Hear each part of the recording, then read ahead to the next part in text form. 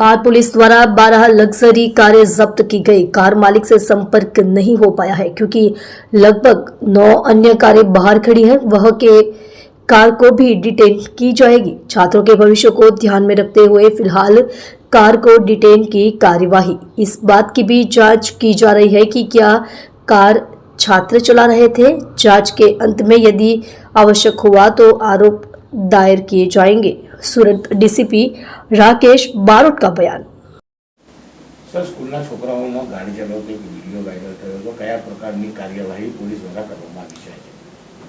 આજે સોશિયલ મીડિયામાં જે સ્કૂલના છોકરાઓ 12મા ધોરણમાં ભણતા છે એમણે ફેરવેલ પાર્ટી અનુસંધાને ગાડી લઈ અને નીકળેલા હતા એ બાબતનો જે વિડીયો વાયરલ થયો હતો એમાં વિડીયો આધારે 26 જેટલી ગાડીઓ છે આઈડેન્ટિફાઈ કરવામાં આવેલી છે અને 12 જેટલી ગાડી છે એને ડિટેન કરવામાં આવેલી છે।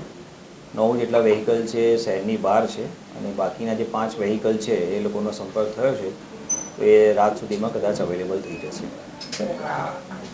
સમગ્ર ઘટનામાં તમામ વિદ્યાર્થીઓ વગર લાયસન્સના ગાડી ચલાવતા હોય એવી વાત સામે આવી છે।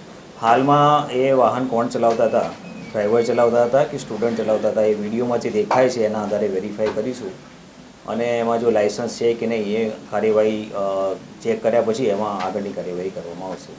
હાલ ઇનિશિયલી સ્ટેજ પર કઈ હાલમાં અત્યારે ફક્ત ગાડી ડિટેન કરેલી છે અને સ્ટુડન્ટ છે 12મા ધોરણમાં અભ્યાસ કરે છે અને પરીક્ષાનો સમય છે એટલે કેરિયરને ધ્યાનમાં રાખીને હાલમાં અત્યારે વિશેષ કંઈક પગલાં લીધેલા નથી પણ તમામ ગાડી આવ્યા પછી ચેક થયા પછી આગળની કાર્યવાહી કરવામાં આવશે। મૂળ ગાડીના માલિકો વિરુદ્ધ કાર્યવાહી થશે કારણ કે એમના દીકરા હોતા હોય છે, ગાડી ફાધર હોય કે મોટા ભાઈના નામે હોય તો એવા જે ગાડીના ઓનર છે એમના વિરુદ્ધ કાર્યવાહી કેવી રીતે?